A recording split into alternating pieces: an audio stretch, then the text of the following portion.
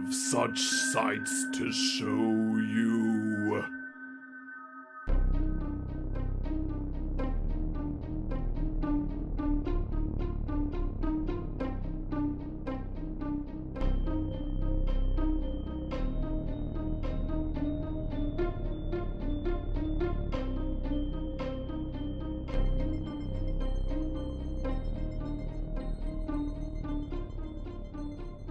We're Poppin the Scary horror podcast here. I'm your host Coale, and with me as always I have my good friend and co-host Aaron. Hello, Hey. Aaron. Howdy doody. Hello. Hello. What's up, bubby? Nothing much, man. About to watch some third dimensional action once again. You betcha. Not only that, but it's a sequel to a franchise that so far you've been, I would say, maybe 50-50 with so far, with Friday the 13th Part 3. As a quick recap, you liked the first one quite a bit. Second one, not so much. Yeah. So how are you feeling heading into the third film in the series? Honestly, the third installment of any series is probably not, the best one. Revenge of the Sith tends to disagree with that. I guess that's the best of the prequels, but it's still a prequel film. We're going to lay this heat off a different time. Okay, we need a referee to break it up. Break it up. I think it's probably going to be the same level of goofy corny as the second one, if I had to guess, especially since we're going to be watching it with red and blue 3D glasses, Mm-hmm. I feel like there's going to be some My Bloody Valentine 3D levels of like, whoa, there's a knife, So I'm looking forward to it. I think it's going to be my prediction, if I just had to guess, because I don't know anything about this movie other than the franchise it's contained in, is it's probably going to be funny and goofy, but like not great. That's my prediction. Okay. Just that's kind of the same way I felt about the second movie, though, is that it wasn't like a great movie, but I remember some of the kills were funny, and some of the people were funny, and I imagine it's going to be a repeat of that, but I could be wrong. Yeah. Pretty much with my experience. I mean, obviously, like, Friday the 13th is just one of my favorite horror franchises of all time. Like, it's pretty much neck and neck with Scream, almost. I always waver between which one I like better. It might be Friday the 13th, but again, it just kind of depends on the mood, on whether I'm in the mood for Jason Voorhees or Ghostface. But I'm happy to be back in familiar territory, even though I love discovering new horror films. It's just nice to come back to a franchise I know fully well. Whenever it came to knowing about part 3, it is definitely one of the ones that people mention a lot more amidst all of the other things. I won't give reasons as to why, but it's definitely one of the more noteworthy ones. One of them being in the fact that we are going to watch it in 3D as it was presented previously, like the red and blue old school 3D, not like new age, regular sunglasses 3D effect there. So thankfully the old Friday the 13th 10 book collection has the 3D rendition of it, as opposed to the Scream Factory one, which is uber nice, mind you, and they did restore it. They didn't add the 3D effect on, so definitely missed opportunity there, but I won't shame them too much for creating such an amazing box set there. But I'm excited. I'm excited to watch this. I love Jason. I love Camp Crystal Lake. I just always have a good time. It's a good time of year where we're getting into the summer vibe there. So, yep, we will be right back then, as we're going to pack our beds and head back to Camp Crystal Lake as we watch Friday the 13th Part 3. 3D. Yeah, fuck that real D shit. Nuts. We're in the third dimension. Jason, you can't fight him. You can't stop him. And now, you can't even keep him on the screen. Friday the 13th, Part 3 in 3D. And we are back from watching Friday the 13th Part 3. That was the funniest, just like a low rumbling, Aaron, how do you feel about Friday the 13th Part 3? The best movie I've ever seen in my entire life. Ooh, pretty high talks. Move over, American Psycho. Just Actually, I forgot. We're recording on opposite day. oh my gosh. Yeah. That was the funniest 3D effects I've ever seen in my life, though, I think. I'm really glad we watched it with the old-timey glasses, and, yeah. Wow, that was my favorite part of the film. It's just, like, randomly in between scenes, you know, where they could tell they worked really hard to get these 3D shots, and they were like, yo-yo for 30 seconds. Stop, get that yo-yo away from me. Just really integral to the plot, 3D moments scattered throughout. No, I had a lot of fun watching this movie. It was, yeah, it might be, dare I say, the campiest movie we've seen so far. It's definitely up there. Yeah, I would definitely say it's up there. I think we definitely have a lot of hotshot contenders, like Texas Chainsaw Massacre Part 2 Yes. would also take the camp. But I feel like I feel like there's a difference between, like, they were trying to be a little bit funny. I don't know how campy they were trying to be in this one. I don't know.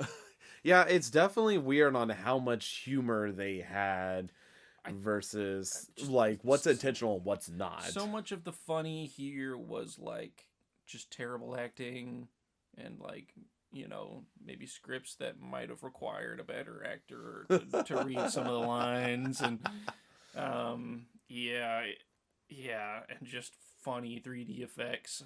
It's, it is hard to tell how much they were aware that it would be funny or not, but it's, it was definitely very funny. Yeah. I don't think I've heard you laugh out loud during a movie as much as you have during this one. There was just a lot of giggles. 3D is a good bit, and when you're, I don't know, it puts me in a funny mood when I'm looking through a red lens and a blue lens at some blurry footage, and also that they can pop out. You know, there was some cool stuff like, oh, there's a pitchfork coming or whatever, but there was also, like, just, there's like a 3D feet scene. I don't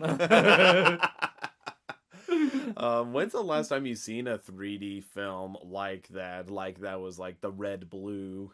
Like Spy Kids 3D. I was like, me too. That or like Coraline. Coraline had a special set where it had like green and pink like shades, I want to say something like that, but not too many that use the color lenses there. So this is like, whenever I think of a 3D film, this is like the first film to pop up in my mind about watching. And in all honesty, it's a fun 3D film. I feel like they were conscientious about, okay, this is in 3D, we want to make sure this is a good 3D shot. It doesn't feel like a film that's just, you know, regular film, and then it's just like, oh yeah, it's a 3D film. It depends on kind of the gag and how much they focus on it, but I felt like it was at least in the forefront of their mind of, yeah, this is going to be 3D. It definitely didn't feel like shoot in, like, okay, it's going to be a regular movie, but with some random 3D here and there. Like a lot of 3D experiences I saw. It was definitely like an opposite end of the spectrum where they were like, we got to get a 3D shot in every 3 minutes because this is a 3D film. And they definitely filmed it with 3D in mind, you could tell, but it's, sometimes it was just like, okay, you're going to be playing with a yo-yo for 30 seconds, like, just like an excuse to fit some 3D in, which was funny to me. Yeah. And I want to keep talking about a lot of points because I have a lot of points I could bring up with Friday the 13th Part 3.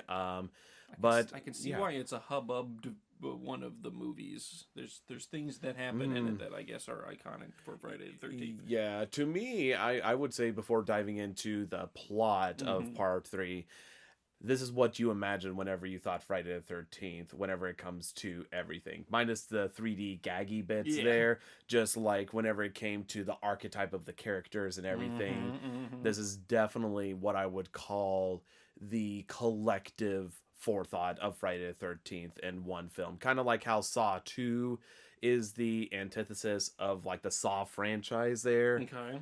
Or antithesis, I think that's the right word. I'm not even sure. Nope!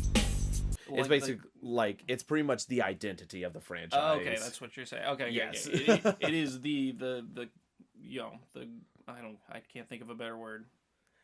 Yeah, you get what I mean, though. I feel like part 3 defines the series because not only that, but it is the one where we do get the iconic Jason. Yeah, like the one you exactly envisioned in the very first film. The Jason I knew of without watching any Jason. The blue workers outfit and the hockey mask kind of Jason.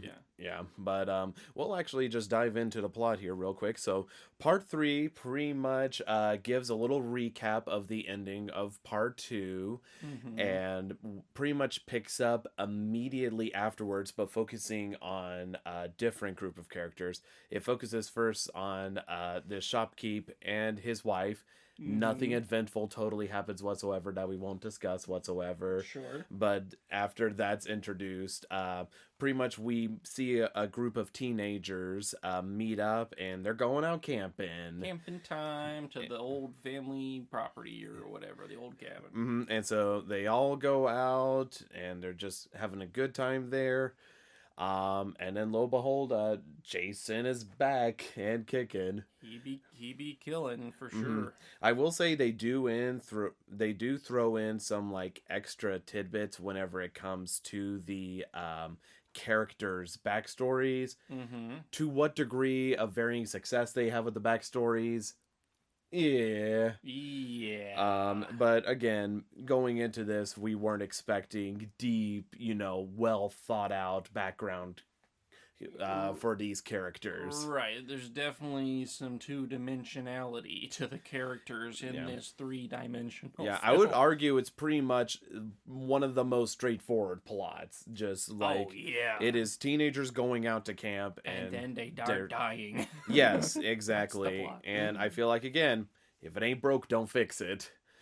Yeah, I don't think plot was the point of this movie, nor do I think characters was the point of this movie. I think 3D and good old-fashioned slashing was the point of this film, and they did that. So. Yes. They definitely started slashing in DD, for sure, with all that stuff. And so, I think whenever it gets down to the characters, there's definitely quite a few we could talk about. It's definitely back up in numbers as opposed to the last few films where it's just a few characters there. We have our leading gal, Chris, played by Dana Kimmel. And I felt like they tried to do something interesting with her character where they tried to give her more of a backstory. Yeah, that they kind of like sneak in as you go a little bit. Yeah. And they sure tried, and I can't really say it was effective and successful there. They tried and everything, but it was just kind of weak. And apparently it was even going to be like a lot more traumatic in a sexual sense. And I'm glad they didn't. I definitely got that vibe from the scene where she kind of explains her backstory in full, but they didn't show that. And Jason has never really done that, or whoever was in the trauma thing is just still kind of unclear, I guess. So I don't know. I wasn't. Yeah, it's not like sexual violence, but it was like, whoa, is that the direction this is heading? And then it just kind of is like, poof. It's not even like implied. They just leave so much out of it to where it remains undetermined. And in all honesty, I don't think them making it a lot more traumatic would have made her a much more compelling character. No, there. Not at all. And in all honesty, I felt like that time they spent with that character could have been better used maybe talking about something else entirely, because I feel like the backstory they try to give is, in my opinion, one of the weak points of this film there that drives it down for me. Like, even though I'm enjoying it heavily, that's where it slows down. And I don't really think it's the actress's fault. I feel like she's working with everything she absolutely can with what she's given. So Dana definitely, I think, is a great actress for a lead slasher. Well, for this, for this, that's what I'm saying. Compared to the rest of the characters of the film, yes, that's mostly what I was trying to say. Okay. Like, I still felt like I was laughing at her delivery of like every line in the end where she's like, I don't even remember the other dude's name. Yeah. She's calling out for him. She's Oh, like, "No, Rick. Rick." Yeah. And she's running around, Rick, and Yeah, no. I just meant in comparison to the film Friday the 13th Part 3 in 3D. Yeah, there weren't, you Yeah. know, these guys aren't winning Oscars for this role. Anyway. But I feel like, she does a decent job, and, you don't really want... She also is, like, more... Like, even though she is incompetent, she's also more competent than others. She's pretty competent. Yeah. She's not, So it's a nice change of pace. She's there. reasonably competent, especially for a horror movie character. I mean, yeah, she's got it going on. But yeah, I mean, like I said, I still have a soft spot for Alice in the very first part there, even though there is some very silly lines she delivers, especially towards the end of the film. I feel like Dana does a really good job, and I really liked her performance in part 3, even though it was cheesy at some times there. Right. I can't say too much about the other characters. The characters are definitely up and down in how much I liked their characters.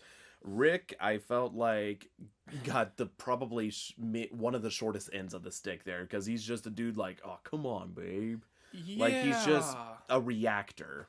Yeah, he isn't given much except for, like, immediately upon arrival. I haven't seen you in months, but let's fuck. And she's like, no, I've got some trauma I need to tell you about in 3 more scenes.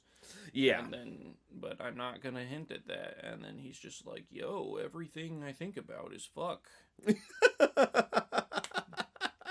Also, I'm like 40. He's not, I'm sure, but he had like the body of like a 20-year-old and the face of like George Clooney. So I was like, is that young George Clooney? I couldn't tell because of the 3D glasses effect. But the more I watched it, the more I was like, no, he just looks like he's like at 35, hanging out with a bunch of teens. Yeah, he was pretty weak overall, I would say. And I really don't even think that one was his fault. Although he definitely had a few moments there where I was like, that's bad acting. But overall, compared to the others, I feel like he was doing fine. He was delivering what he had fine. He was just like, I'm going to be shirtless in this barn, the character. Yes, that is definitely, and again, I think it just boils down to script that, by the point they're getting to this, they're using 3D as the main selling point, and the fact that it's a Friday the 13th film as a main selling point. So characters, I feel like I have to applaud them and critique them for the way they built some characters, because I feel like definitely when it comes to the entirety of the Friday the 13th franchise, the survivors, as I would call them, are a lot more endearing in some ways, even if they're stupid in other ways there. But yeah, Rick definitely, I think, got the least amount of development, because he's kind of there as a wall for the character Chris to be developed on, because he's like, oh, what happened? Tell me what's going on, or whatever, and bouncing off of that. So no diss to Paul Kratka, who played Rick, but just, it is what it is, fam. Yeah. And then I think I gotta talk about this, probably the strongest person, the one that was just so funny and very, very important to the plot. Shelley.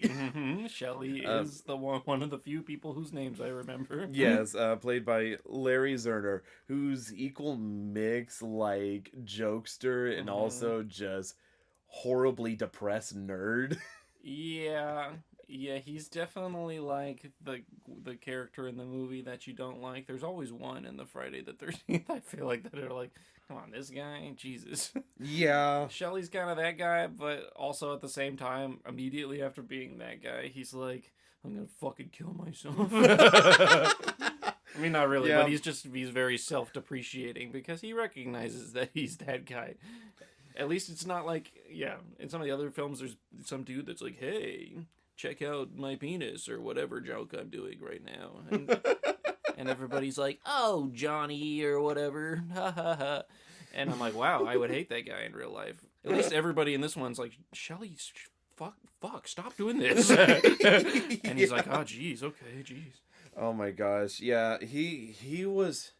It's so funny because I could not stand his character the first time I watched it, but with each subsequent watch, I've grown, like, a little bit of a soft I'm- side for him. I'm definitely more sympathetic to him than I am other characters. And it's not necessarily because he's so self-depreciating, but because he is just like, he's like awkward. He's not just like a douchebag like that character tends to be. He's just like, he's awkward and he's killing the vibe, but like everybody in the scene kind of recognizes that, and he's like, "Oh, I killed the vibe again." Yeah, he's quick just to be like, you could just tell he's the nerd, and they even just set him up to be like a big nerd, because like you get the other character, Andy, played by Jeffrey Rogers, who's like, "Look, I'm trying to hook you up, man," you know, with like someone who's clearly out of his league there. But I feel like Larry Zerner did a good job with the script, even if the motions were pretty quick. I did believe that he was just like a loser. Yeah, but he did a good job in his role, honestly. Definitely helped make the film enjoying. And speaking of Andy, how about that handstand? Jesus. That was one of those things that I bet in casting they were like, "Can you do anything cool?" And he's like, "I could do a handstand." And they were like, "Great, we're going to write that in everywhere for some reason." Just one of those things, like, perfect. That's exactly what we need there. We need you to do the handstand in like 4 scenes. Yeah, because he was like taking the trope of like the jokester as well, but also the jock. I felt he was like the douchebag jokester, but also didn't interact with like anybody but his girlfriend after they got there. So I don't know. Yeah, it was just so funny because that was like his defining thing. That and the yo-yo. Yeah, oh yeah, I forgot about the yo-yo. I forgot that was him. Yeah, doing that, and he's not giving too much else. He's just literally just giving some quips. Yeah. There, back and forth, and so overall it's like pretty, it's He's okay. Just part of there's like what? There's 4 couples, quote unquote. And he's part of like the silly ones that want to fuck all the time. Yes. They're just like the normies that just want big sex. Yes. Him and Debbie, played by Tracy Savage, were definitely just kind of the more normal kind of filler roles there, and they're the ones that's horny teens. They take up the horny trope. Yeah, for sure. There's there like horny teens, and then the main 2 characters we already talked about are like the main 2 couples are like the one's horny and the other one's like no trauma. And then Shelley is there with the girl that's way out of his league, so that's their trope, is they're not a couple. Yes. And then the last one are just stoners, so there's the characters. Yeah. With the girl that's out of Shelley's league, Vera Sanchez, played by Catherine Parks. She did good. Yeah, she did good. Yeah. I believe that she was like definitely kind of like the pretty tough girl there for the most part, just kind of like not really taking any garbage from anybody there. And so even whenever Shelley does act out of line because he really likes her a ton, I felt like, again, there was like there was some magic happening. Like they almost got it right. Yeah, no, she's great because she's like tough. You can tell she comes from like a little bit of a not as comfortable home life, I guess, but then she's like sympathetic because she sees that Shelley's actually a nice guy. He's just awkward, but not nice enough to be in her league. Yeah, it's like so weird because they mess around with that idea even whenever she is looking through his wallet at one point there and starts to kind of see, like, you know, he keeps a photo of his parents there, and, you know, she's like kind of, you could tell she's kicking the idea around. So the fact they actually spend downtime in a slasher film trying to develop these characters somewhat is actually kind of nifty, as opposed to thinking, okay, when's this person going to die here? Which, ironically, of all the couples, those 2 had the best development, and they're like not the main characters. I would agree with that. I would totally agree. Even though there was like another couple here, Chili and Chuck, the potheads. Those are their names? Yes. I was like Cheech and Chong, whatever. Yeah, basically, I think that's what it is. Played by Rachel Howard and David Katniss.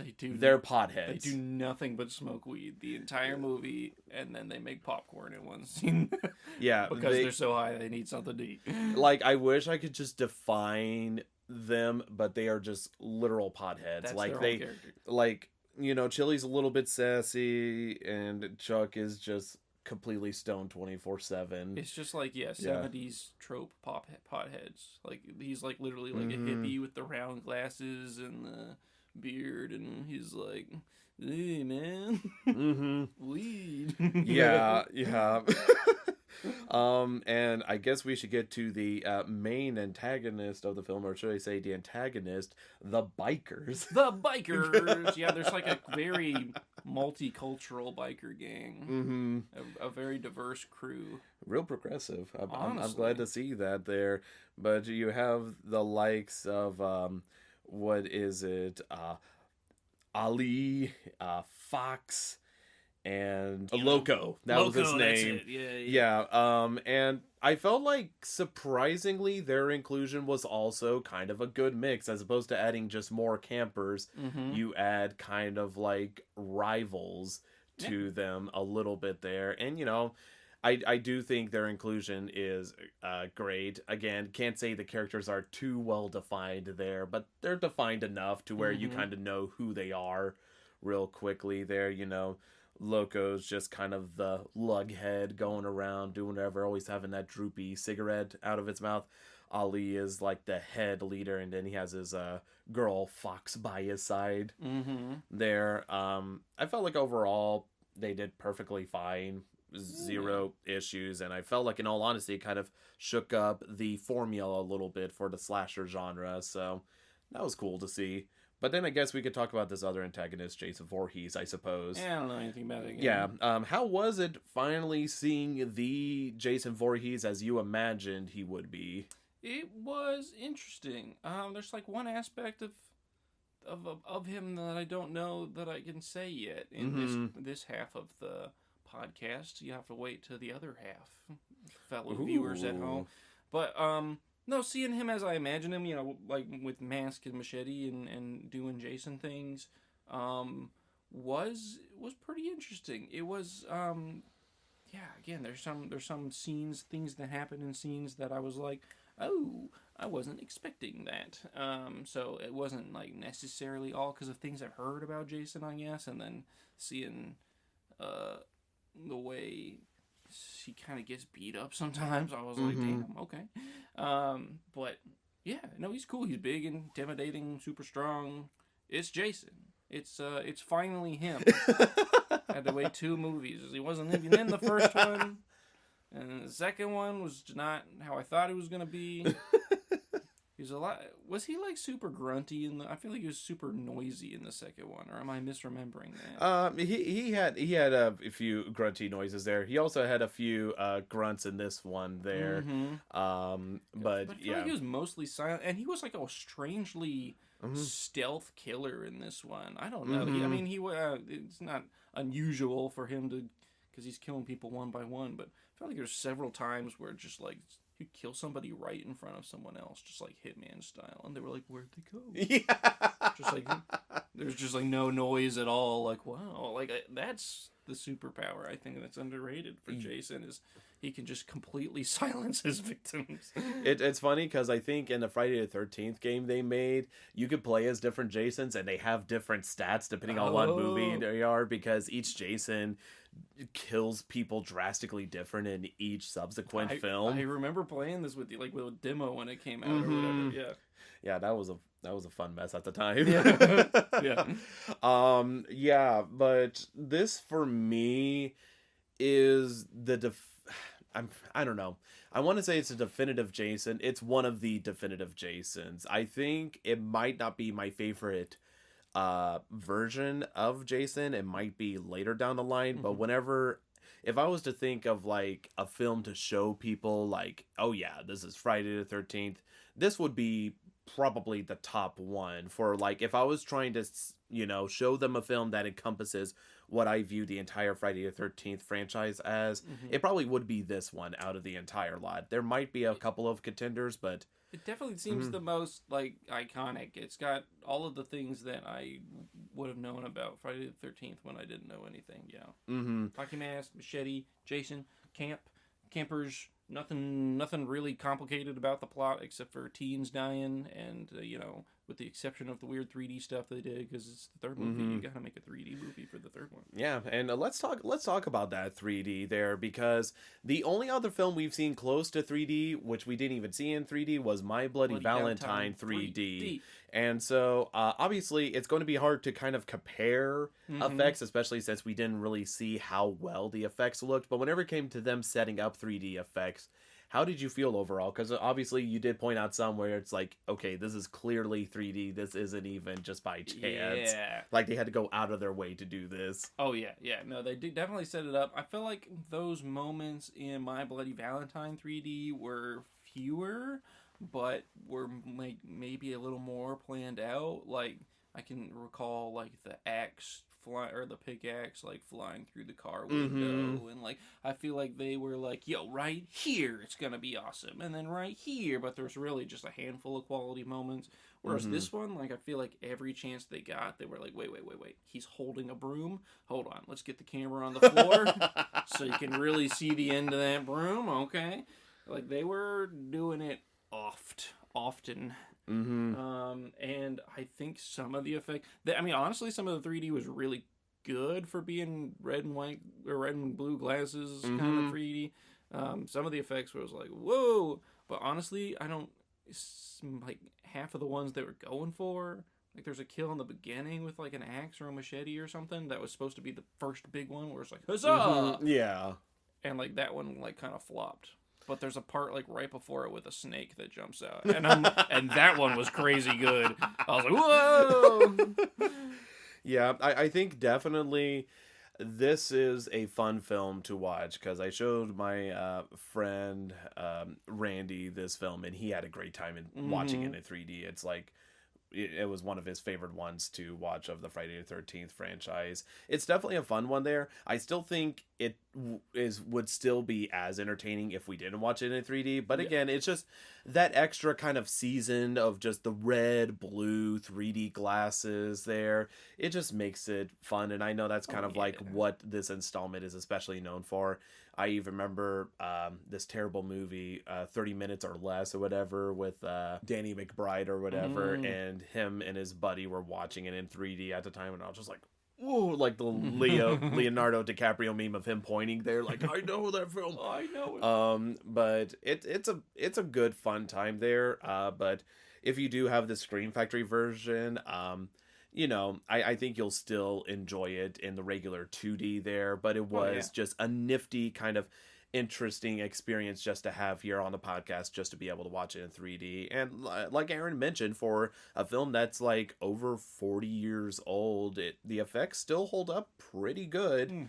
Pretty good. I mean, some of them are kind of misses where you're like, it doesn't look that 3D, but in other ones, pretty good. But it is funny how much they set up some of them, like the rat on the plank just walking out.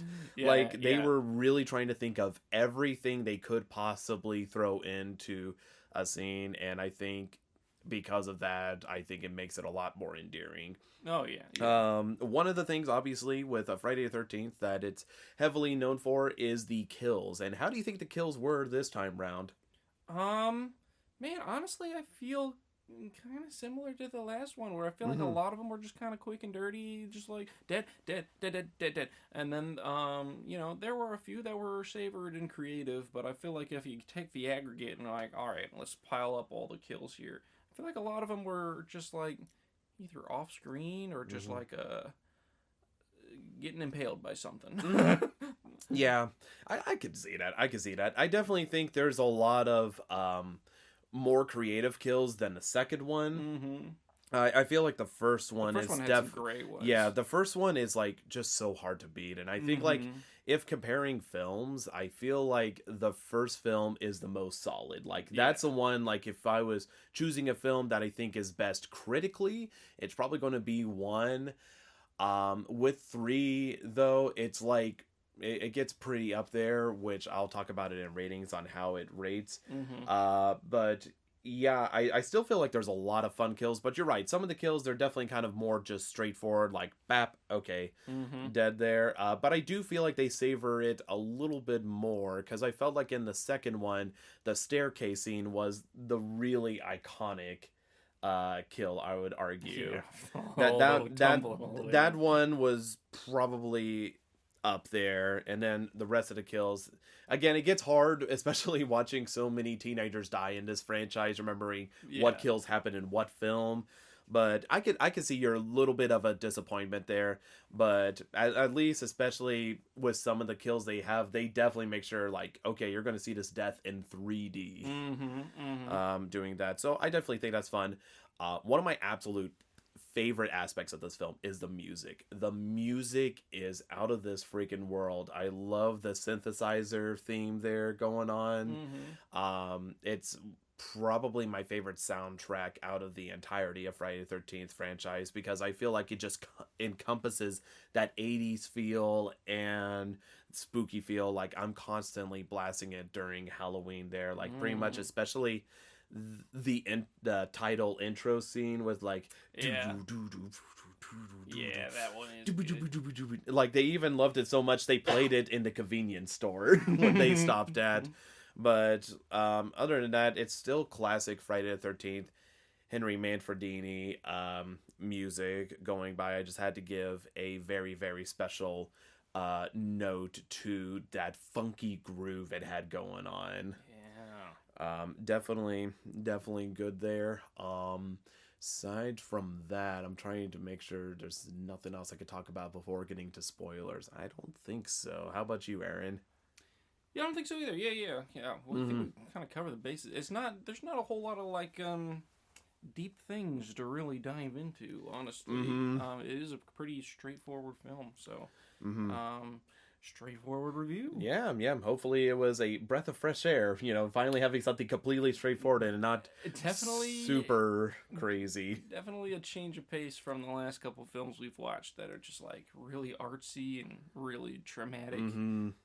This one was just, back to slashing.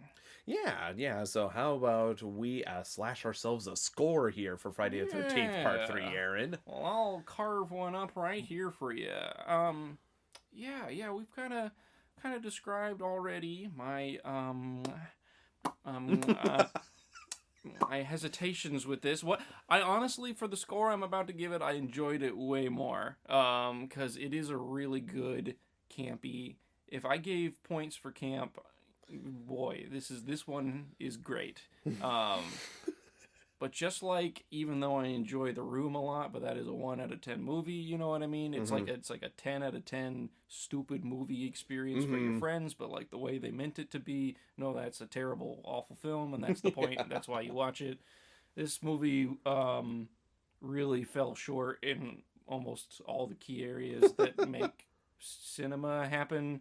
So it's not like on my little cinematic critical scale. This is like a 4 out of 10. Okay, well, we did move up from Part 2. Yeah. You did rate Part 2 lower. Yeah. No, it's got more going for it than Part 2 in some key areas. Mainly, the backstory between Shelley and what's her name, and the biker little element was cool. And honestly, some of the cinematography was cool, even though it was really cheesy for being like trying to do 3D shit. And it doesn't try to be anything more than it is. I give it credit. It doesn't drag on too long. There are definitely some really slow pacing parts. But overall, once this film gets going, like the first third and the last third are all, well paced, campy horror, good times. It's it's better paced than some other films I've given a 4, like Halloween. It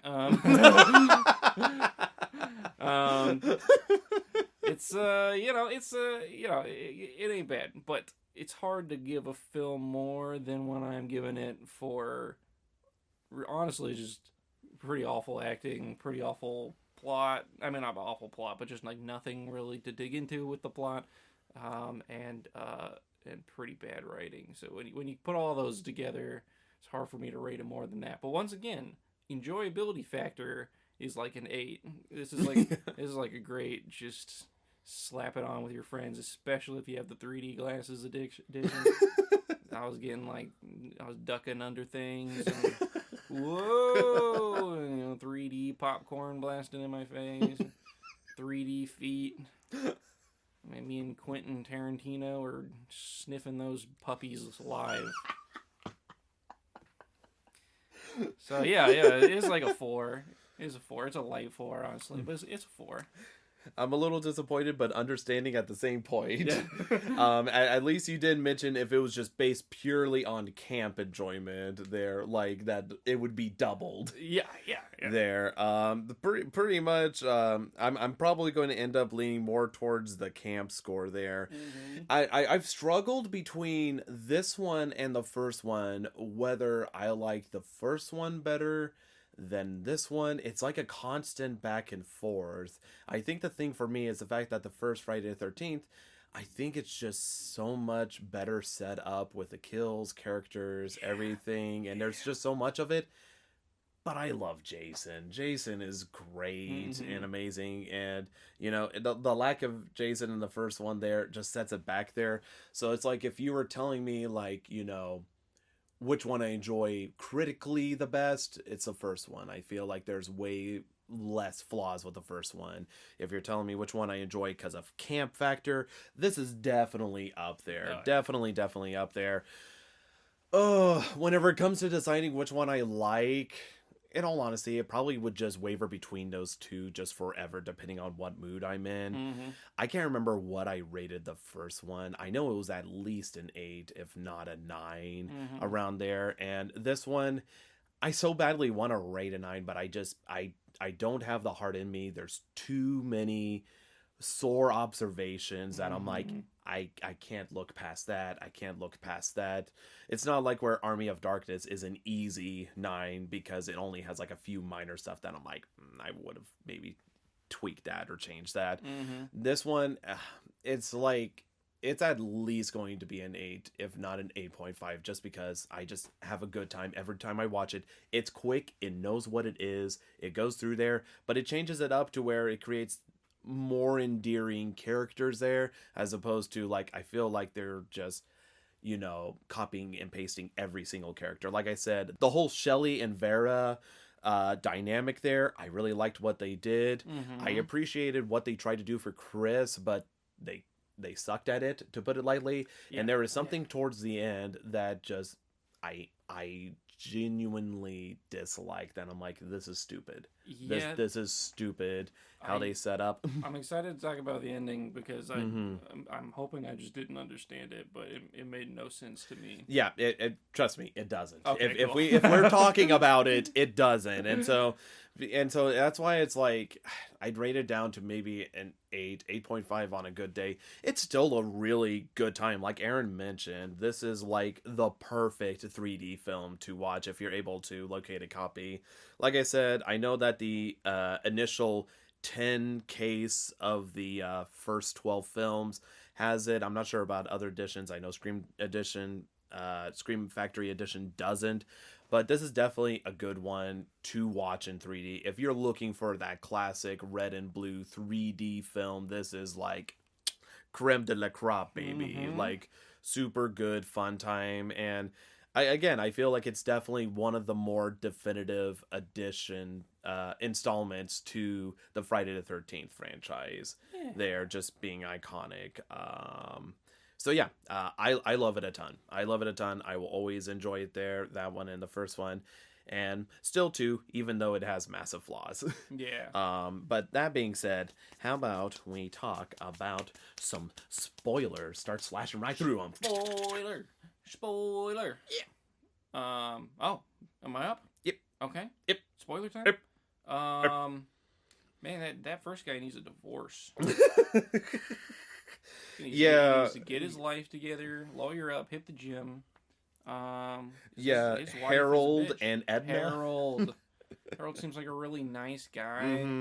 Bit clueless, bit dumb, but boy howdy, seems like a great fella. Great with animals. Handy around the shop. Yes, very handy.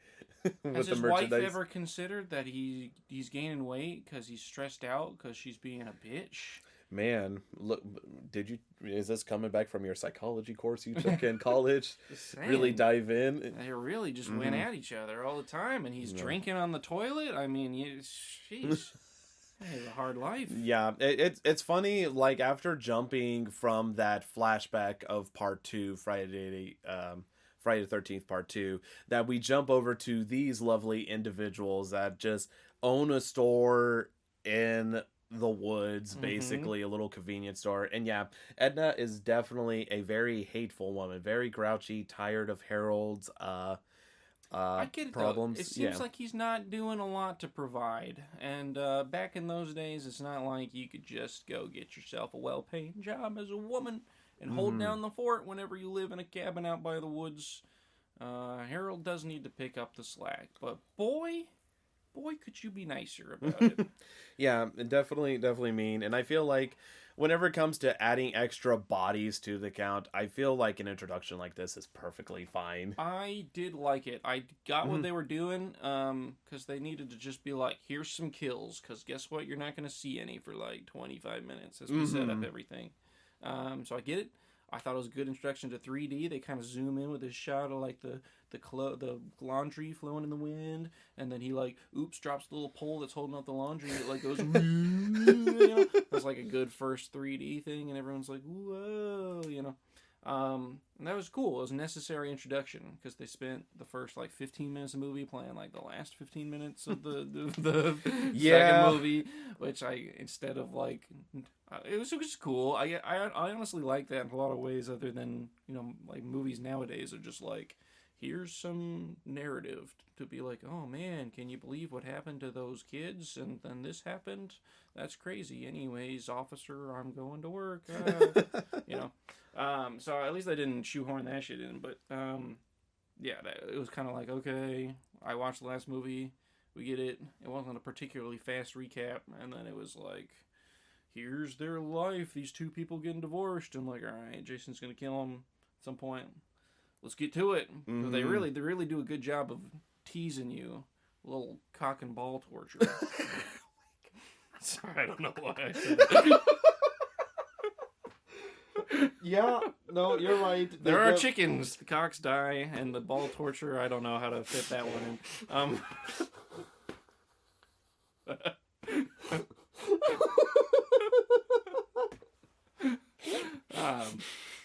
Yeah.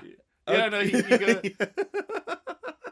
But poor Harold goes out with his bunny that he's sneaking away from his wife because his wife hates animals. That's a red flag. And he's like, I'm going to get you back into the barn, you little fluffy floof nugget. And then he's like, oh no, who would kill all these chickens? And then it was a snake. Rah! In front of the screen, and it gets you. And you're like, whoa, snake. And you can see the string that they're holding it up with. No, it was great. Sorry, I'm spending so much time talking about No, please. You're on a roll. I'm not stopping you at all. That's why I'm not even saying a peep. I'm just enjoying the ride. I do like this scene. It has nothing. It shows you kind of where it gives you the ride early, because not only does it show you like, okay, 3D effects and killing and characters that don't mean nothing. Honestly, these characters got way more development than like any of the characters that actually mattered in the film. I know about their marriage now, and their problem. Poor Harold has an alcohol problem, and he needs to lose some weight, but he loves animals, and he's quirky. He even eats some of the fish food, and then he looks at it and he's like, oh, there's eggs in it. Poor Harold. I'm glad you enjoyed it. They die, and they do kind of turn it into like a little something of an ominous omen, because as the kids are driving in, the cops are swirling by, and they're like, oh no, eat all the weed because we're getting pulled over, even though these people have had their sirens on since way before they were here. It doesn't matter. They're teens. They can't critically think. They're in a truck full of weed right now. So they pull over, and the cops zoom off, and they're like, oh, what's that about? And they wheel by, and they see, the house that Jason just killed them all in. And they're like, oh, well, that doesn't matter. Let's continue camping half a mile away. But before that, they run into a guy in the road. They don't literally run into him. They stop before they run into him, because he's lying in the middle of the road. And he's like, oh, hey, thanks. And they don't quite get that he has a weird vibe, even though he's just been laying in the middle of the road. They think he's just hurt. And they're like, oh, help him up. And some guy's like, don't touch him, he's stinky. And he's like, oh, ye kids are great.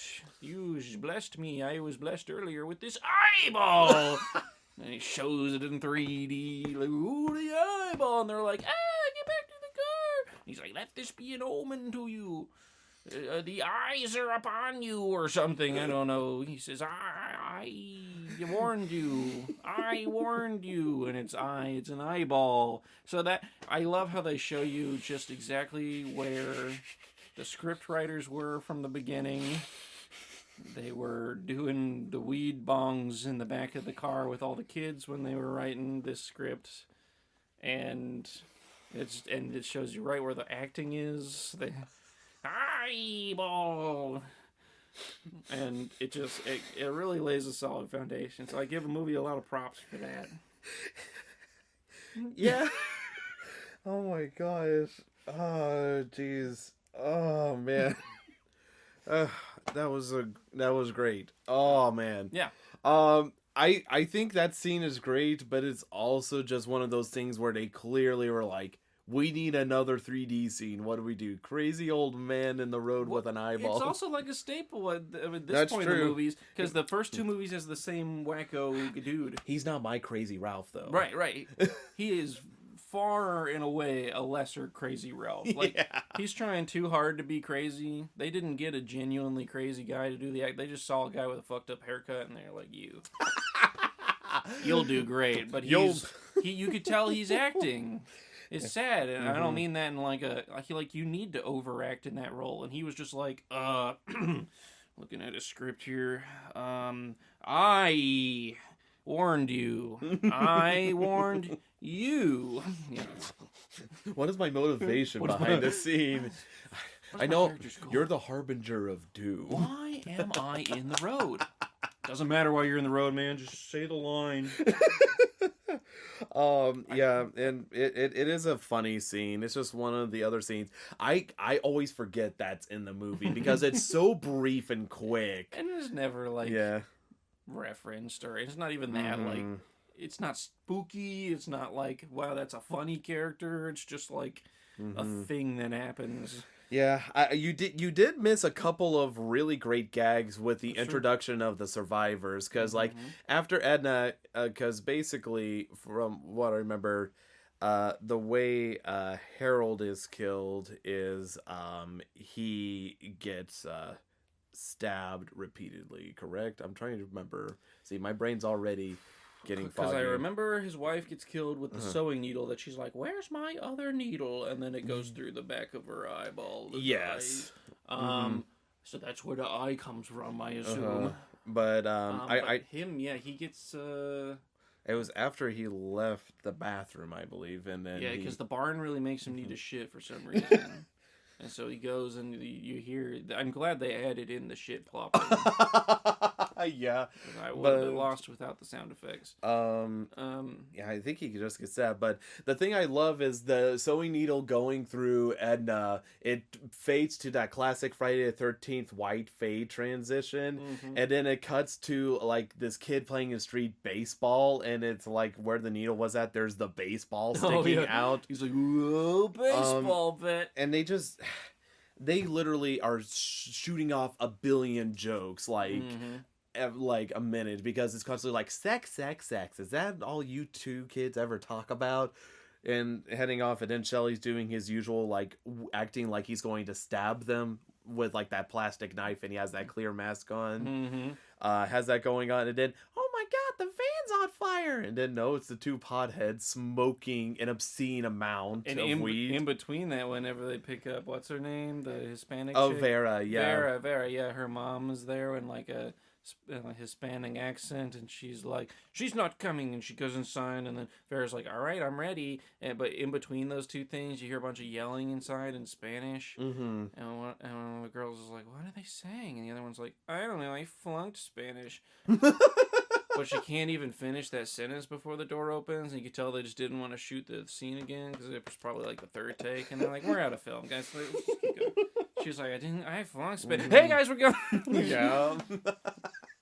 But they hit a lot of jokes out of the park for that moment, and then whenever they end up going to the campsite there. You're met with Rick, who's doing the whole like, haha, I scare you and then I kiss you because I'm funny. This is such a funny thing to do, is to wait in a house that you don't know if anyone's there or not. And then when you open the door, I grab you by the mouth and pull you in and kiss you before you could recognize who it is. Gee, I hope you don't have any sexual assault trauma in your past. Yeah. Yeah, that's... I don't know. I feel like we have to talk about that. That's like one of the big things. I know We gotta talk with about this, talking about... But I feel like with Chris, because they have this whole scene set up to... Because she talks about, like, it's weird being back here. And they're, like, leading up to this. Like, something bad happened I here. was like, do I just not recognize these actors because I think all teenage girls look the same now or something? Like, I was like, are these people from the first movie? Because I knew they weren't from the second movie. Because, like, we just watched the recap. And I was like, are these like, was she like Survivor from the first movie? I was like, she looks different, but I guess it would have been a while since they filmed. And nope, they just were like alluding to something that they had not yet explained, which was that she ran off in the woods one time and got Jasoned. Yeah, it's very unclear, and that's like one of my biggest problems. Like, I don't have a problem, I mean, especially with these previous films we've watched, having characters that have had previous traumas be in a place to where, you know, they're not sound mentally there. Right. The backstory they set up for her is just underbaked and sucks. And, like, it's one of those things that it makes heavy illusions because, like, you know, I was trying to kick, run away from him and everything. And you know Jason's a quick killer. He just is there, boom. Right. Bam. I mean, they don't say it's Jason. They actually never say Jason's name throughout the entire film. Show a dude with his, like, mask on, or like, not like the hockey mask, but like with his face covered, deformed. And she describes him as like the most fucked up looking face I've ever seen in my life. Yeah, like, because, like, even though I didn't tell you it was Jason, you just knew it was Jason. There. Yeah, because he's got a messed up looking face. And that's what surprised me about this film, is they actually showed the face. Is they showed his face, and like they don't do it for most of the film until the end, and she's like, "Oh, it's you with the fucked up face." Yeah, and it was just weird because the way she describes it is like, you know, this man in the forest was trying to grab me, and I kept trying to run away and kicking and screaming and everything. And then it went black, and then I don't remember what happened. Like, she's like, I just blacked out, and then I woke up in my bed, and my parents wouldn't say anything about it.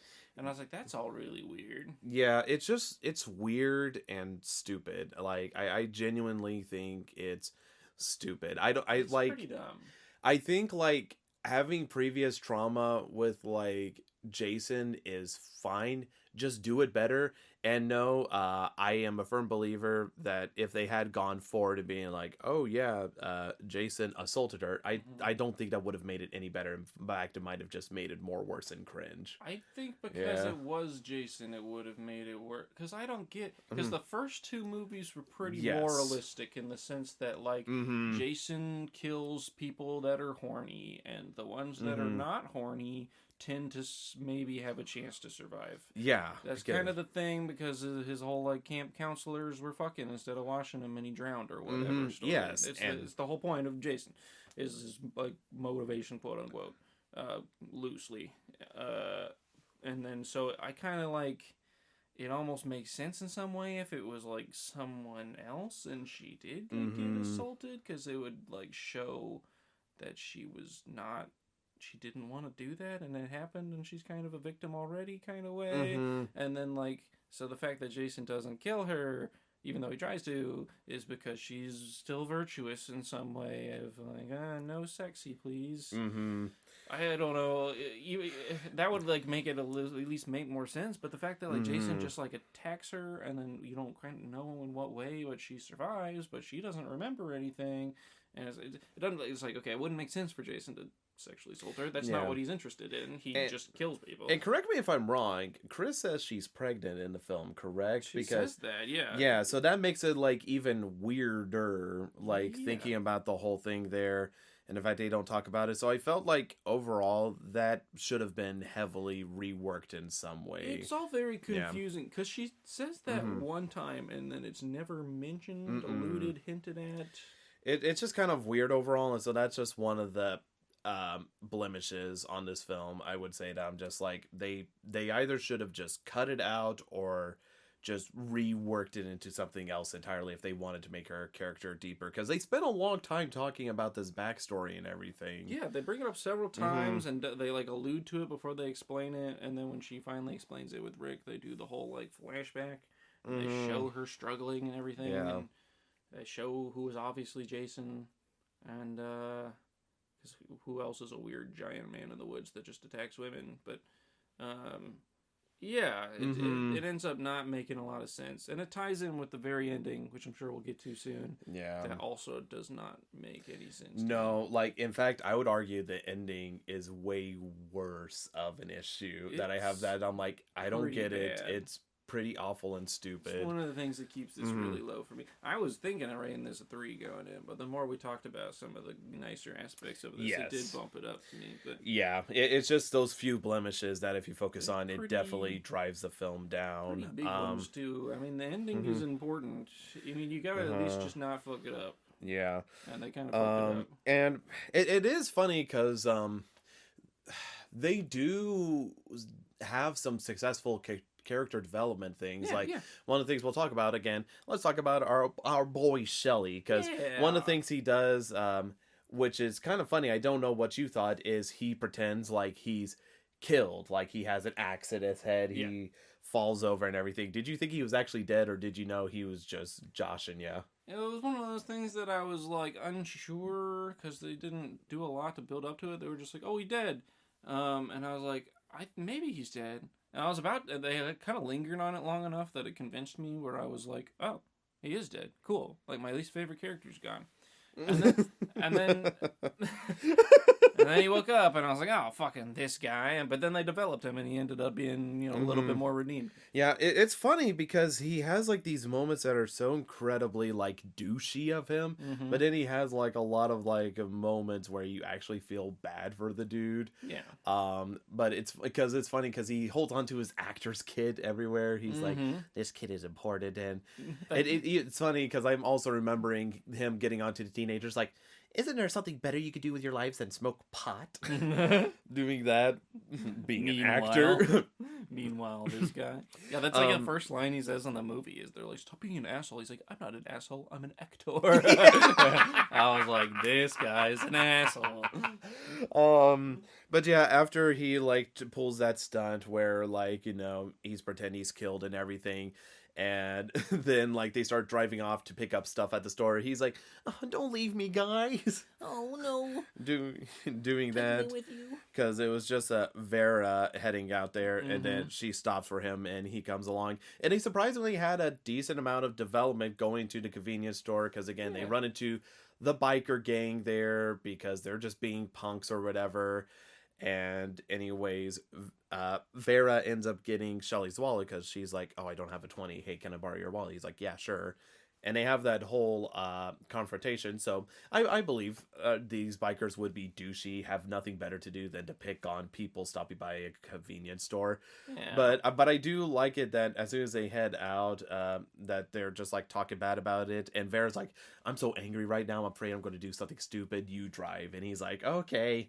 And so whenever he gets in a car and he sees the Ollie head out, he's just like, oh no, let's get out of here, and then reverses and hits the bikes. Yeah, immediately. Like, it's one of those like things you can expect in film, but I feel like it's done very well here for the trope of like, uh-oh, better get out of here. Oh no, I made it worse. But I do have to laugh at the fact that whenever they're driving away, that Ollie is just standing there like in his anime fighting pose there, and he just stops the car. Yeah, but just posing at him like he's gonna punch the car or something, and they're like, well, better stop. Yeah. And then they just like stare at each other, they like smile, and then he just starts breaking all the windows around the car with his chain wrapped around his hand. Yeah. And then and they show the punch in 3D, of course, as it goes through the window. Yes. It's just so funny. And then like another thing, you would think like, okay, that's it, they're gonna drive away, like, oh, let's get out of here. But then Shelly's like, he's taking it too far. Yeah. And he's like heading towards his bike and runs over the front wheel of his bike. And Vera's like, oh, that was awesome, Oh, you Shelly. got him, Yeah. yeah. And so I thought that was a good character development. I like that because he was too much of a pussy to like stand up to him in the store because he was like, "That's my wallet, actually," and then they kind of grab him and he's like, "Can I buy you guys a drink?" And Vera's the one that's like keeps cool and is like, "Yeah, whatever, guys," and then like gets out and she's like, "I'm so mad." So he kind of is like, "Oh, I gotta be as tough as this girl is," and he like lives up to it. And then she like gains a little respect for him, and you know they have like a moment. It's like the only two people that connect with each other in the film beyond the physical. Yeah, I would agree. I would agree with that. And so, like, that's, like, one of the highlight moments. Surprisingly, speaking of sex, there's not a lot of sex in this film. There's only, like, one boobies, and Yes. it's not even that much boobies. Yeah, and I believe it was Andy and Debbie, you know, just getting comfy with each other. So that's surprising at, like, the horniness level is a little bit lower than usual. Yeah, especially for, I feel like the topic of sex was, like, way more in this movie, but, like, not the actual boobies, which I feel like if you're making a 3D movie, now is your time to do some 3D ass or something. Like, what are you doing? Horribly missed opportunity there. I was waiting for it. I was like, there's gonna be like some 3D tits or something, but maybe they didn't have the technology for that yet. And they didn't have the 3 double D, you know what I mean? That's true. I'm sorry. No, I'm not. Yeah, and so getting with the rest of the characters, I'm trying to think of like anything else to mention. I have to mention one thing that blows my mind. That barn has a severe form of attraction for everybody. Everybody's hanging out. Be there, yeah. Everybody wants to be at the barn because that's basically Jason's like headquarters there, lurking in the barn. That's like his way. He's able to spy on everybody and everything else. And later, whenever the bikers decide to come back and get revenge, and they decide to siphon the gas from the van, they're just like, yeah, we'll show you who's boss. We'll mess with your guys' car. That's whenever Fox decides, oh, a barn, cool, and just starts to roam off. In there. And I just love how she, like, it's so uncharacteristic of a biker chick who is just amused by so many inanimate objects in a barn. That's true. I did like her character. She was like punk hard whenever she needed to like harass some teens. But yeah, you can tell she's just fucking around. She's some of the stuff was ridiculous. Like she playing the drums with the fucking pieces of metal she found, just like and it's just like laughing at stuff, like picking up, going yeah, like it's like an old canteen, just like nothing interesting, just like picking it up, admiring, and going like it's like Reefer Madness or something. It's just so uncharacteristic to where they're just laughing at everything, or something like that. And you know, then it's like whenever Loco's like, stop messing around, Ollie's gonna be mad, and she's like, wee, swinging on the swing back and forth there. Oh my gosh. I did love how they kind of like tied that rope into the movie pretty early on. Yes. It's like, this is gonna be an important thing, guys. Yeah. Here's all the people messing around on this rope. Yeah, because they had Rick lifting hay up with it and everything. And then what's her name? Chris, yeah. Yeah, then she gets on and he lifts her up. It's like, oh, people can be on this. I wonder what person's gonna be on it later. Yeah. And whenever it comes to Fox going missing there, and Loco's going outside, and then he finds like, looks like she got stabbed onto like a support beam, and she's like just basically floating there. Yeah. And then lo and behold, Jason comes up with a pitchfork, stabs him right through. He makes sure to like have the pole aimed towards the camera lens. Yeah, like just to really get that 3D effect going on, and then Ali is just like, where the heck is everybody? And then he goes into the bar, and he's ready to kick butt and take names, because he's like grabbing a machete, getting ready to attack, but he is no match for Jason, where he gets clubbed down. Yeah, it's funny too, because he's like getting in there to beat him up, and then like Jason like stands up all the way, and he's like he like shakes his head like shit. Yeah, he was ready to tango, but unfortunately he lost out to Jason there. And so that's another quick succession of kills, and it isn't until I want to say Shelly is technically the next kill, even though we don't technically see him get hit, because like they have that one scene that I'm sorry, you've gone on camping trips. One of the most common activities to take place, juggling. Yeah, a juggling contest. Yeah, just juggling there. I mean, one's yo-yoing in front of your girlfriend's face while she's sunbathing there for an obscene amount of time. Then the rest is juggling, and it's just, they've spent a long time showing that Andy and Shelly can indeed juggle for a long time. And even the girls are looking horribly bored. They're just like, what is this? Right. And so then it just takes Debbie going up to Andy, be like, I know what else you could do with your hands. And he's like, okay, you win, Shelly. All right, I'm gonna go have sex with my girlfriend. And then it's like Shelly gets Shelly, after getting a nice view of Vera's back assets there, not very smoothly, is like, I really like you, Vera. Yeah, My name's Shelly. And then she's like, I don't even know you. Yeah. He's like trying to be like, do you maybe think we could? And she's like, no, I'm sorry. Like, we met today. Yeah. It's so sound, because it's just like, this is too quick, and he's like, oh, gee, yeah. bitch. That was like, okay, that's too far, just because she won't put out. Yeah, geez, yeah. She was very nice, all things considered. With She her was rejection. super nice. She was like, I'm gonna go outside, but we can come back in and talk about it later. And he's like, oh, okay, yeah. Bitch. Yeah. like after she leaves the room, and I was like, Jesus, Shelly, this is why no one likes you. I know. And then he thinks the way to win her heart back is to grab her foot while she's hanging out by the little pond there. By getting in full scuba gear and a hockey mask. Yeah, and harpoon gun, mind Yeah. you. Wielding a very, very big harpoon gun. Which is standard in all action. What did you think? Because I want to hear your perspective. Yeah. What did you think whenever you saw the hockey mask on Shelly's face? Were you prepared for the hockey mask to come into play? I knew it was gonna be somewhere in this movie. I was like, "There's no way they make 3 of these things." Yeah. And there's no hockey mask yet. Mm-hmm. I was like, it would be Shelly wearing the hockey mask, and so I was like, okay, Jason's gonna get that somehow, probably by killing him and putting it on. But I at no point did I think, that this hand grabbing Vera in the water was anybody but Shelly.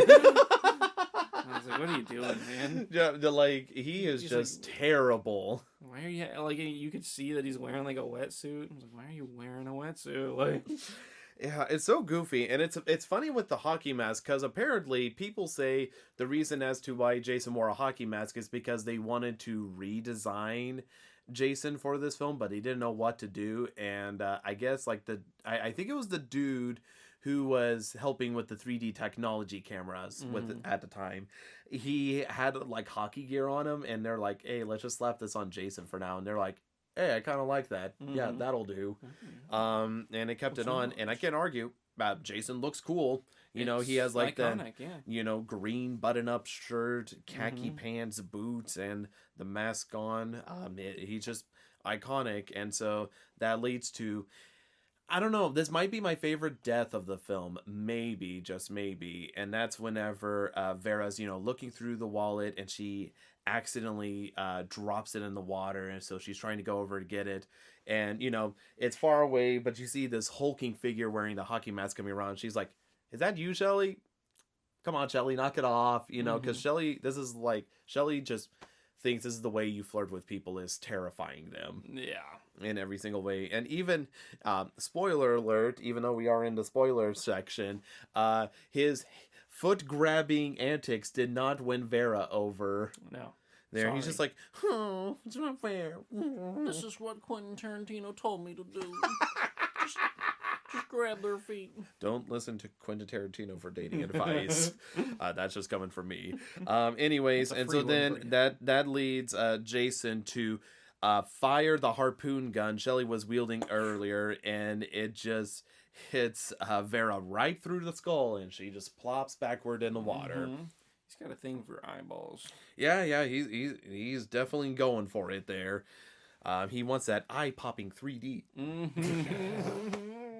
little bit of eye candy. But you do see Shelley later, True. just with his throat slit open, and unfortunately, Chili's like, "Come on, Shelley, really Really, dude? doing this again?" And I think Cut it out. it is great. And then it's only later moments where she realizes, "Oh wow, he's really dead." Mhm. But unfortunately for her, she's also unaware that 2 other people have died. That being Debbie and Andy. And overall, I felt like their death scenes were perfectly fine. I wouldn't say they were like super original in some instance. Andy, I would say, is original. I can't say Doing I a have seen handstand, yeah, doing a handstand, because after they do the whoopee together in the hammock, like I love that they have the hammock thing. Like, was it me that was good or the hammock? And she's like, I think it was the hammock. You know.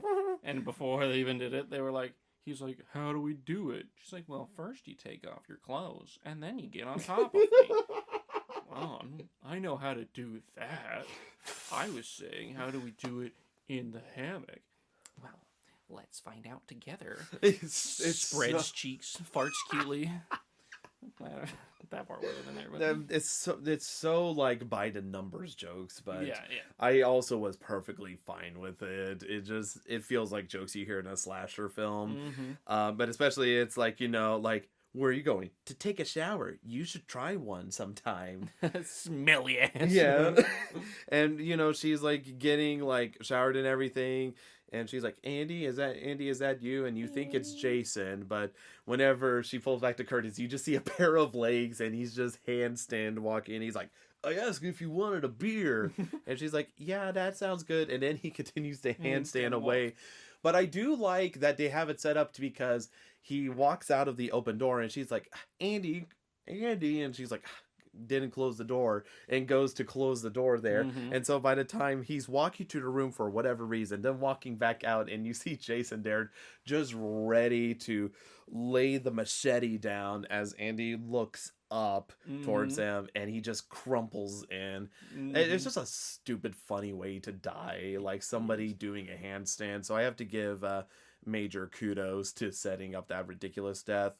But whenever it comes to Debbie looking for him, I feel like, in all honesty, they did copy the kill straight from the first one there with Kevin Bacon in bed, because she looks up the same way he did with the blood dripping from the top bunk, or in this one it was the top support beam. She was even reading a Fangoria magazine that talked about Tom Savini, who's the one who did that Kevin Bacon kill in the first one. And so it's instead a knife going through the chest. So I feel like it's definitely a callback there. I think it's fine. Yeah. I'd rather it be a callback than just repeating the same kind of kill, but definitely was lacking a little bit in the creativity department. Whenever it comes to the deaths of Chili and Chuck, I also felt like it was a little bit uninspired. Oh, yeah. Although Chuck again has like a goofy thing to where like the power's going out, and Chili's like, go check the power, be a man, and he's like, okay, whatever. He also went and used the restroom, because that's You the gotta thing. have a second pooping scene. Yeah, lots of pooping. No noise this time round. He was just smoking a doobie while doing the duty. A dookie and a doobie, baby. But then going down to the basement there, he's looking around and he's like getting scared of everything, but then is also like easily impressed. Like he sees that calendar, he's like, oh, nice. And it's like some cartoon drawn character. Some cartoon pinup girl. And he's Yeah. like, huh, nice. And he's trying to figure out like how to turn the power back on, and there's like a whole scene of like you don't know where Jason's at or whatever. And I do love the scene whenever the lights do turn on in the basement, you see just Jason standing behind there, right behind him, and you're just like, yeah, he's done. So Yeah. I like that scene, even though the death is kind of lame because he just shoves him into the electric panel and he gets electrocuted, and really you don't see anything. It's just like him slightly shaking while sparks are flying. Yeah, and then they kind of just showed like the inside lights flickering and stuff. And And whenever it comes to Chili's death, you know, after she figures out that Shelly is indeed not pretending to be dead, but is actually dead, she tries running out, and Jason has a hot poker, which you think is going to lead to a super cool kill because it looks super cool because he's grabbing like the poker in the fire. Vera left in the fire, and then stabs her through her stomach, but you don't really see anything, and that's just kind of it. So You do see like some smoke around her as it goes through, which is cool, but yeah, other than that, it's just like everybody kind of gets stabbed through the stomach for the most part. Yeah, for the most part, it's pretty much same tactics. At least it's with different weapons, mind you. It's not like the same pickaxe there like that we had with part 2 with issues. And we can't forget another classic 3D effect, the popcorn scene. Just like the popcorn flying towards the scene and Truck trying to eat it before he got popped off by Jason. And then it leads to basically just the 2 survivors there, Rick and Chris, and they're like, where is everybody? Everybody's gone. I don't understand. And Chris is like, they wouldn't leave. And he's like, I don't know what's going on. Let's look around. And the wind's picked up coincidentally to where it's hard to hear stuff outside. And so whenever she's outside, Jason is muffling out Rick's screams and everything there. And so whenever she goes inside, he just crushes his head to where his eyeballs pop out and his body collapses. It's just a silly, goofy time. And then but at least they tried something kind of oh yeah, for sure. And it looked good, you know, just the eyeball popping out of the head. I liked that death. Definitely one of the more unique ones of the film. And then that's whenever this is the part of the film where the final girl realizes how much trouble they're in. And so she's going around being like, oh my gosh, all these dead bodies everywhere. And the wind picks up. It's like super fucking windy all of a sudden. And they're like, whoa. Blowing doors open she's and like windows. Trying to shut one window and one door. And I did kind of like that because I had a little tension of like, he's gonna be in one of them, isn't he? Where is he? But then he wasn't. But that was fine. Yeah, it wasn't too bad. But whenever Jason finally is chasing down Chris, and you know she's like having to run upstairs, toss over bookshelves just to try to slow him down, and then runs to the closet where one of the bodies, Debbie I think it was, is stabbed. She has to break out the knife there as Jason's breaking down the door with the axe, and then she comes out swinging. And I actually really like the cinematography in the shot. I thought it was very well shot, surprisingly. Very smooth camera angles and movements from both Jason and Chris there. And I was like, wow, this is really well shot. This is cinema right now. And Chris kind of kicks his ass. And it's great. I like, as much as I love my boy Jason, I do love to see the survivors put up a good fight there. Yeah, because he was like, he got bonked in the head with the book, but he was like, okay, yeah, she's in the closet there, this dumb bitch. And yeah, I have an axe, so you locking the door isn't gonna do much. And he's like, he's thinking he's just stabbed like 9 people or something. He's like, yeah, here's gonna be number 10. And, you know, he cuts open the knob, and then he, like, reaches in there and gets his hand stabbed through. That was a great scene, yeah. And so and then she kicks open the door, and then she's swinging at him, and he's like, oh, not gonna fall for that. But then she just stabs him in the leg, and he's like, oh. And, like, he was caught off guard. Then she throws a chair through the window so that she can jump through it, too, and he tries to grab her, and she manages to slip through and fall down and run to the barn where she will later continue to kick his ass. Yeah, it's great. It's great seeing a competent survivor, because that's one of the other things too, is the fact that they set up a lot of stuff surprisingly that's like beats the annoying tropes we've seen not only in this franchise but in horror franchises, because as soon as she's escaped, she's like, okay, I'm getting to the van, which has already been set up that it's been siphoned of gas or whatever. Right. And then she's trying to grab her keys, having a hard time landing it, that usual tropey stuff, but she gets going, and there's actually enough gas to where she is able to drive forward. And I do love the fact that whenever she sees Jason in her head, like, she's flooring it towards him. Yeah, like, no, nope. I love that. She's like, I'm not going to try to swerve and avoid this guy. I'm not going to try to slam on my brake. She's like, fuck this guy. Like, yeah, just going forward, and Jason manages to dodge her swiftly, and she manages to recorrect her course to go over the bridge. But as she's going over the bridge, she starts running out of gas there, and she's like, okay, come on.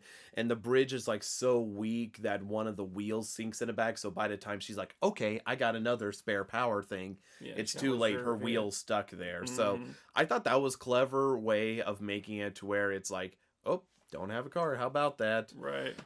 So I thought that was nifty. And then she runs out to the barn and she tries her best to stay secure. She does almost a good job being completely stealthy, hiding on one of the support beams there. She's making a lot of smart plays for a survivor. It honestly looked like you're watching like Dead by Daylight gameplay where the survivor just like is way better than the killer and is just like fucking with him. It's like, oh, loop-de-loo around here. But I do like, again, like whenever she does buy enough time putting the tool like between the doors to keep them shut, and she runs off to disappear, and then Jason's like flipping over all the stuff trying to look for her. You see her like on the support beam, and then she loses her like balance and is slowly slipping off. But she manages to fall right on top of him. It looked like on purpose, because I was like, this is stupid. You don't just be on top of a beam and you're like, oops, I'm going under it now. Like, because she's like straddled on arms and legs. Like, you're pretty comfy at that point, just staying there. But then she starts like slipping off, and I was like, oh, this is kind of... But then she aims her feet at him and then just like drops down on top of him to like drop kick him, and he like just falls over, and then she runs up the ladder and blocks it with a hay bale and grabs a weapon and hides behind something else. I'm like, damn, she's like ready to kick ass. Yeah, which is great. Yeah, I think that's great, honestly, than just what we see a lot of times of every other person just either didn't get a chance to fight back or just like died. Yes, just instantaneous death. So seeing her like mess up Jason is pretty good, because she manages like, again, like to think things strategically through and everything, and she hits him upside the head. And she's not done, folks. Right. He is unconscious, but there is that rope pulley that has that convenient knot that was placed whenever Fox was swinging back and forth. And she's like, okay, I'm tying it around this bastard's neck, and I'm going to push him over.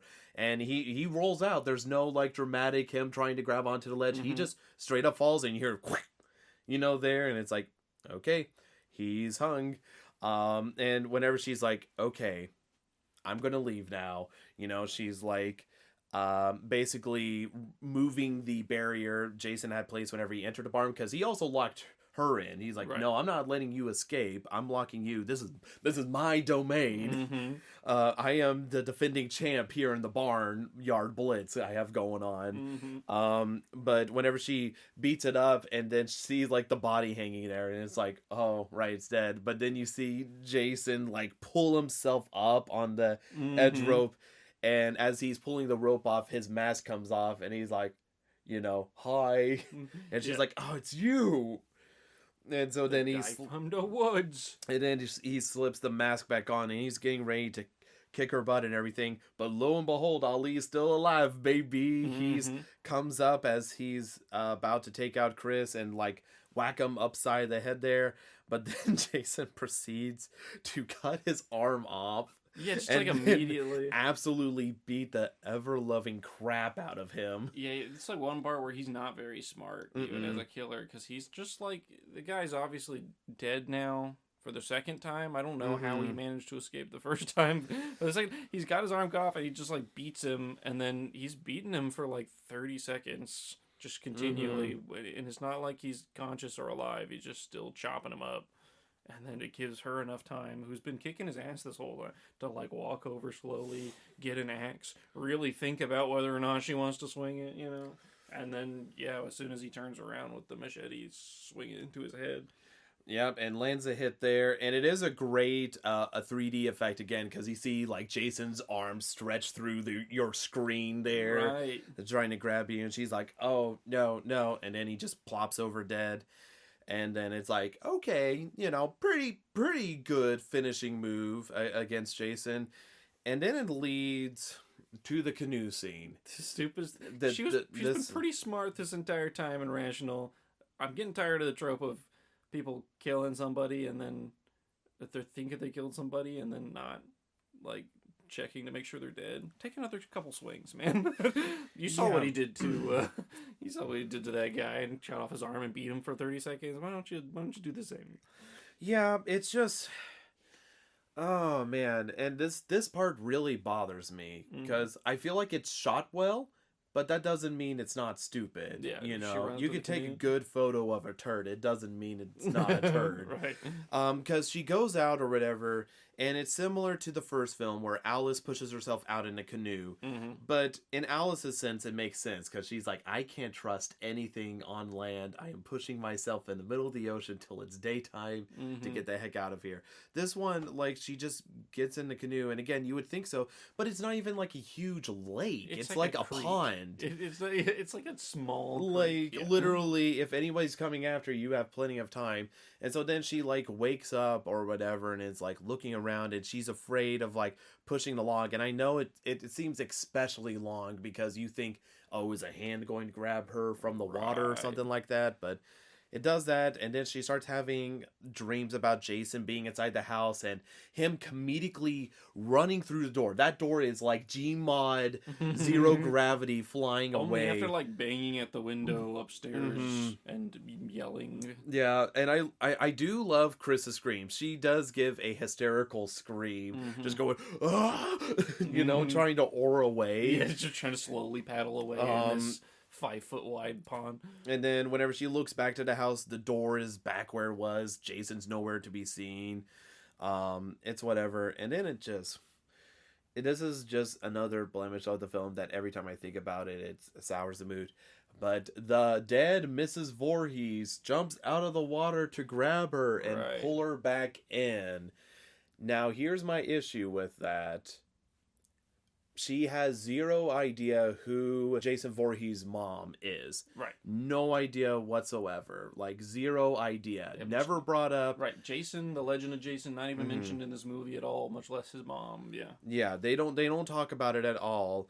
Not to mention, we had already seen that, she was a decapitated head or whatever, just kept there with the sweater. And I'm sure that's the only reason as to why they showed it. It's like, oh yeah, you remember that from the beginning of the film? But it doesn't make sense lore-wise as to why she would be dreaming this. Right. And even if it is a dream and an hallucination there, but it's just dumb and stupid. It's just kind of like, it was done so much better in the first film because Alice was specifically told about the boy Jason, because that's whenever Mrs. Voorhees is going on and on telling her this traumatic story about Jason, and she's out on the very same lake that he drowned, and so you believe that she would have that nightmare there. And even though it does suck in the first film that it is kind of like a dream thing, at least it was a cool moment and it makes sense. But the way they set it up is just stupid and goofy. I really don't like it. I think what they were trying maybe to do, because in the first film it is kind of like did she dream that or not, because she was like, but it felt so real or whatever. I saw him, Yeah. And I feel like it's kind of the same thing here, because she sets up with her little trauma backstory that she's like, my parents didn't believe any of it happened. And so it's like, it kind of has the question of like, did she make up this crazy guy in the woods or whatever? But then she sees Jason for real, and she's like, no, he is the crazy guy in the woods. But then she has this dream that she thinks is real, and she's babbling in the police car or whatever about like he was attacking and the lady in the water and all this stuff. And it's like supposed to, I think, be a callback to the first movie where Jason jumps out of the water and grabs her, and so it's Jason's mom this time because Jason's the killer. It's just a little flippy do, but. Yeah, no, it's just bad, I think. Yeah, I know. I definitely know it's a callback to the first film, especially with the way it's shot. I just don't like it. No, it doesn't It make sh- sense. It doesn't even feel like a callback. It just kind of feels like they're recycling the same shit, but worse. Yeah, I would agree with that. And then it pulls her out, and you can see that she's mentally snapped because she's like laughing, screaming, everything. You know, she's mentally not well. But then it has the pan in on Jason's dead body with the big axe in his head there, and it jumps to the pond. It does that same purposeful ripple effect there, and I'm just thing. like, You already did that. it's just kind of a lame way to end the film. So It is. It's also really, this is a really picky thing. The police wouldn't just leave a crime scene like that. no, They definitely have like 2 not. or 3 cruise cars, and they just all head off at the same time, and then it zooms in on the dead body, and there's like the other dead bodies in the background. It's like, no, that's an active crime scene. They don't just like leave. There's no police tape anywhere. They're like, well, we'll just let these bad boys decompose. Oh well. Yeah, it's a shame that there's stupid moments like this where it does kind of take the wind out of this film, because like I said, this film truly is a riot and fun, and it does a lot of creative things. So even though it does have that blemishes, fortunately there's still a lot of gusto to part 3. I would argue that does make it a very, very noteworthy good part. And while again I might be wavering too, I've always told people that I'm like, I think part 3 is my favorite, but after talking about it super deeply about the good, the bad, the ugly there, I'm like, I don't know, it might be 1. It's a toss up with that stuff there, but still, like I said, highly enjoyed part 3. I felt like we talked about a lot of the key moments that's really nice to talk about. Was there anything else you wanted to tap on with this film or anything like that, Aaron? No, ma'am. Okay, well, we got it. okay. Well, thank you for being polite and showing your manners like Fox told you to. You betcha. Okay, well, how about we talk about our next... Arnick. Or are you just twerking, Aaron? Why not? No, why? There's no why not. It's just why. I'm ready for the film. I'm excited. I'm twerking. Well, I'm glad you're getting ready to twerk to our next film I'm going to tease. Yeah. So this next film came out in 2014, so it's a lot more recent film. And one of the fun aspects about it is that the titular character, which the film is named after, was labeled as a gay icon after mistakenly being placed on Netflix's LGBTQ category. Okay, I know this one. We're watching the Babadook. You betcha, we're watching Babadook. I had to, that was like, come on, I have to tease it with that. A gay icon. It's June, baby. Gay Pride Month. You know, we gotta represent here on Poppin the Scary. Hell yeah. All right, awesome. So definitely stay tuned for next episode, and thank you all so much for listening to this episode, and we'll see y'all again next time when we're Poppin the Scary with Babadook. Babadook, baby. Babadook, Babadook, Babadook, Babadook. That's why I was twerking. Be sure to subscribe to our YouTube, Castbox, or iTunes platforms to stay up to date when new episodes drop. To see what Aaron and I are up to, check out our respective Twitter accounts. For me, it is @CoalkirkVA, and for Aaron, it is @AnimalGameDev. Thank you all so much for listening to our podcast. We'll speak to you all again next time when we're Poppin the Scary.